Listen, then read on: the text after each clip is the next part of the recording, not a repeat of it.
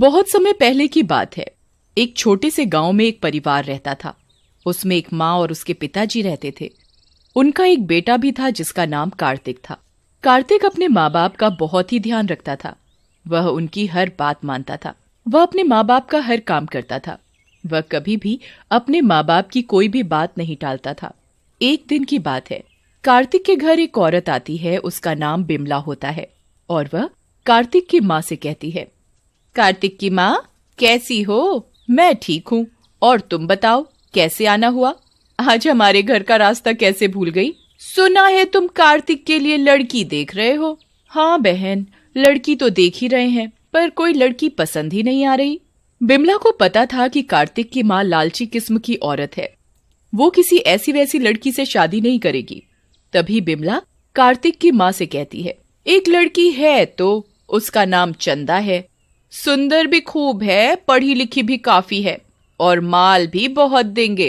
तभी कार्तिक की माँ बिमला से कहती है, तुम ये सब छोड़ो, ये बताओ शादी में लड़की के माँ बाप क्या क्या देंगे? तुम चिंता मत करो, तुम्हें कहने की जरूरत भी नहीं पड़ेगी, वो अपने आप सब कुछ देंगे। ये बताओ पैसा कितना देंगे? अरे, लड़की के माँ बाप बहुत पैसे वाले हैं, वो बहुत सारा पैसा देंगे। तो ठीक है, मैं कार्तिक की शादी चंदा से करने को तैयार हूँ।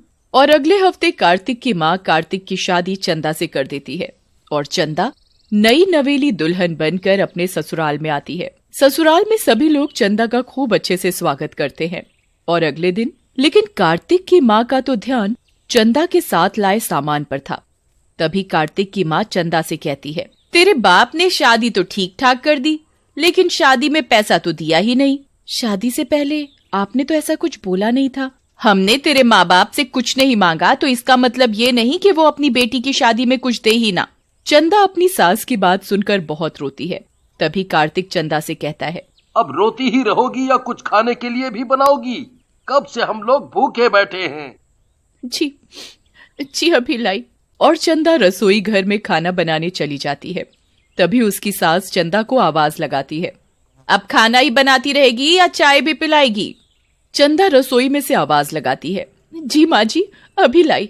और चंदा चाय बनाकर ले आती है। जैसे ही चंदा की सास चाय पीती है, छी, इतनी गंदी चाय! तेरी माँ ने तुझे चाय बनाना भी नहीं सिखाया। और वो चाय का कप फेंक देती है। ये देख चंदा रोती हुई वहां से चली जाती है और वो अपने कमरे में जाकर बहुत रोती है। चंदा की सास और उसके पति का बर्ताव चंदा के लिए दिन पर दिन खराब होता जा रहा था, जिसकी वजह से चंदा बहुत दुखी रहने लगी। एक दिन की बात है, चंदा की सास चंदा से कहती है, चंदा, सुन चंदा, घर का एसी खराब हो गया है, अपने घर जाकर अपने बाप से एसी मांग कर ला। चंदा अपनी सास से कहती है, माँ जी, मैं कैसे अपने घर वालों से एसी मांग कर लाऊं? तभी कार्तिक भी चंदा से कहता है, माँ ने कह दिया ना, एसी मांग कर लाना है तो लाना है। लेकिन मेरे घर वालों ने तो शादी में पहले ही सब कुछ दे दिया था। दिया था तो अब दूसरा एसी चाहिए। कार्तिक और अपनी सास की बात सुनकर चंदा बहुत रोती है और वो अपने घर वालों से जाकर एसी मांग कर लाती है। और चंदा की सास एसी देखकर फूली नहीं समाती और कहती है, मैंने कहा था ना, दे देंगे एसी। चंदा अपनी सास की बात सुनकर कुछ नहीं बोलती और रसोई में काम करने चली जाती है। चंदा रसोई में काम करते करते रोती रहती है। तभी कार्तिक कहता है, माँ, मैं किसी काम से बाहर जा रहा हूँ, आने में थोड़ा लेट हो जाएगा। ये कहकर कार्तिक अपने काम से बाहर चला जाता है और रात को लौटकर वो गुस्से में चंदा को आवाज लगाता है, चंदा, ओ चंदा, कहाँ मर गई? जी अभी आई। और वो कार्तिक के लिए चाय बनाकर लाती है। तभी कार्तिक की माँ कहती है, बेटा, आज तो तूने आने में बहुत देर कर दी। तो कार्तिक बताता है, रास्ते में मेरी बाइक खराब हो गई थी, इसीलिए लेट हो गया। बड़ी मुश्किल से घर पहुंचा हूँ, अब तो बिना बाइक के ही काम पर जाना पड़ेगा। तभी माँ कहती है, बिना बाइक के क्यों जाना पड़ेगा? ये चंदा है ना, ये लाएगी अपने घर वालों से मांगकर। तभी चंदा रसोई में खड़ी उन लोगों की बातें सुन रही होती है और तभी वो रसोई से बाहर आकर कहती है, माँ जी, मैं अब अपने घर वालों से कुछ भी मांग कर नहीं लाऊंगी। आप लोगों ने मुझसे पहले ही इतना कुछ मंगवा लिया है, अब मैं उन लोगों से कुछ भी नहीं मांग कर लाऊंगी। चंदा की बात सुनकर चंदा की सास और उसका पति उसे बहुत मारते हैं। इस तरह उन लोगों का लालच दिन पर दिन बढ़ता ही जा रहा था, पर चंदा चाह कर भी कुछ नहीं कर पा रही। एक दिन चंदा की सास चंदा से कहती है, ए चंदा, सुन, कल लोहड़ी है और तुझे आज पूरे घर की अच्छे से सफाई करनी है। जी माँ जी, मैं अच्छे से पूरे घर की सफाई कर लूंगी। तभी चंदा की सास चंदा से कहती है, सफाई करने के बाद अपने घर चली जाना। और सुन, ये तेरी पहली लोहड़ी है, उनको बोलना कि कल पैसे और गिफ्ट लेकर आए, ये नहीं कि हाथ हिलाते हुए आ जाए। जब देखो खाली हाथ चले आए। माँ जी, जितना उनके बस का है वो अपनी तरफ से आपको पैसे और गिफ्ट देने की ज्यादा से ज्यादा कोशिश करते हैं। मुझसे जबान लड़ाती है, पर माँ जी वो कहाँ से ला कर देंगे? उनकी हालत तो पहले से ही खराब चल रही है, उनके पास अब देने को कुछ नहीं बचा। मुझे कुछ नहीं पता, मैंने कह दिया तो कह दिया। चंदा की सास चंदा की एक नहीं सुनती और वो घर की सफाई में लग जाती है। और अगले दिन सास चंदा से कहती है, आज लोहड़ी है, तूने अपने घर वालों से बोल दिया ना कि आज गिफ्ट और पैसे लेकर आने हैं। चंदा अपनी सास की बात सुनकर कुछ नहीं बोलती और शाम के समय घर के सभी लोग लोहड़ी जलाकर बैठे हुए थे। तभी चंदा के माँ बाप आते हैं और वो चंदा को खाली मिठाई ही लाकर देते हैं और फिर वो अपने घर चले जाते हैं।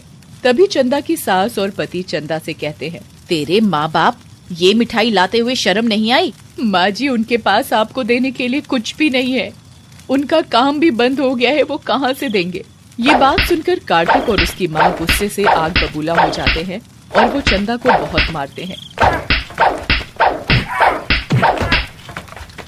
चंदा बेचारी रोती हुई कहती है,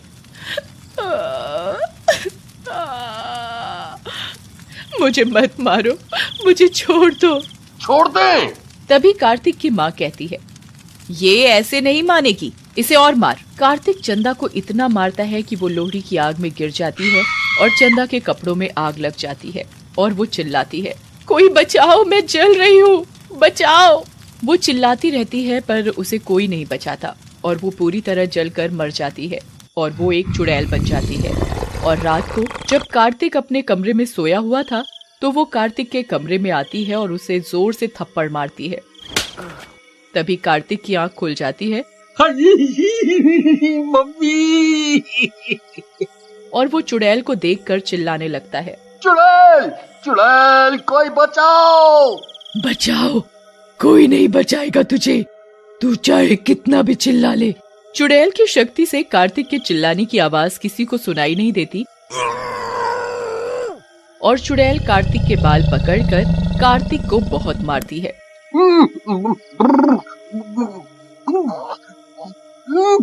मुझे छोड़ दो, मुझे छोड़ दो। नहीं, कभी नहीं, तू भी मुझे ऐसे ही मारता था ना, मैं भी चिल्लाती रहती थी मुझे मत मारो, पर तुम लोगों को मेरे ऊपर दया नहीं आती थी। अब तुम्हें पता चलेगा दर्द क्या होता है। तभी चुड़ैल कार्तिक के पलंग में आग लगा देती है और वो चीखने लगता है। अब पता चला कैसा लगता है जलते हुए। और कार्तिक के हाथ पैर आग से बुरी तरह जल जाते हैं और वो तड़पता रह जाता है। और अगले दिन कार्तिक की माँ कार्तिक की यह हालत देखकर रोने लगती है और कार्तिक से पूछने लगती है, ये तेरी हालत कैसे हुई? पर कार्तिक इतनी बुरी तरह जल जाता है कि वो बता ही नहीं पाता कि ये सब चंदा ने किया है। और रात को कार्तिक की माँ रसोई में दूध लेने के लिए जाती है। जैसे ही वो दूध गर्म करती है तभी चुड़ैल आ जाती है और चुड़ैल को देखकर कार्तिक की माँ डर जाती है। तुम तो मर गई थी ना? हाँ, तुम लोगों ने मुझे मार डाला था, मेरी पहली लोहड़ी थी और तुमने मुझे जलाकर मार डाला। तभी चुड़ैल अपनी सास के ऊपर गर्म दूध डाल देती है। गर्म दूध डलते ही चंदा की सास चीखने लगती है, मुझे बचाओ, मेरा शरीर जल रहा है, बचाओ मुझे। चंदा की आवाज किसी को सुनाई नहीं देती और वो चिल्लाती रहती है, पर उसकी आवाज किसी को सुनाई नहीं देती। तभी चुड़ैल रसोई में आग लगा देती है और कार्तिक की माँ रसोई में लगी आग में फंस जाती है।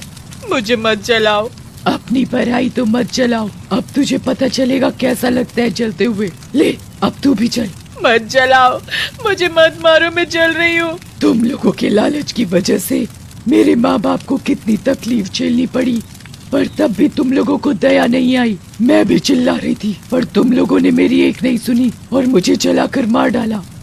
मुझे माफ कर दो, छोड़ दो मुझे। तुम लोगों के लालच की वजह से तुम लोगों ने मुझे जलाकर मार डाला, तुम लोगों के साथ ऐसा ही होना चाहिए। और चुड़ैल पूरे घर में आग लगा देती है। उसमें कार्तिक और उसकी माँ बुरी तरह जलकर मर जाते हैं और चंदा की आत्मा भी शांत हो जाती है और फिर वो वहाँ से चली जाती।